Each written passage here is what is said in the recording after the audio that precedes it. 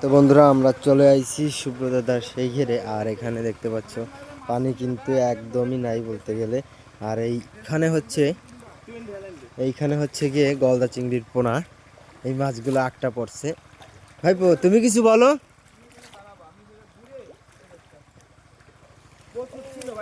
প্রচুর পরিমাণে। হ্যাঁ, আর এই হচ্ছে সুব্রতদার ঘের এটা। আর এখান থেকে মাছগুলোকে ধরা হবে, ঝাঁকি জাল টানা হচ্ছে। এবং এই ধরনের ভিডিও পেতে অবশ্যই চ্যানেলটাকে সাবস্ক্রাইব করবে। এবং দাদার এই পাশে হচ্ছে গিয়ে ঘের, আর এই পাশটায়ও অল্প পানি, যে কারণে হচ্ছে গিয়ে।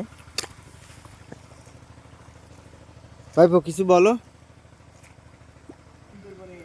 দাদা হচ্ছে গিয়ে এখন জালটাকে টানছে। হ্যাঁ ভাইপো তুমি কিছু বলো। আগেবো দাঁড়িয়ে আগেবো। হ্যাঁ, তারপরে ঠায় মাছ ঠায় ভাইপো। সকাল থেকে তো ট্রান্সফার করতে আসি, তো বোঝো নাই। কয় হাজার পিস ট্রান্সফার করেছে তালি? 700 কয়টা জানি। ও, এখন তো শেষ পর্যায়ে, শেষ পর্যায়ে আইছি, তাহলে তো আরো আগে আসা দরকার ছিল। লাস্ট চিকিৎসা দিচ্ছি এখন।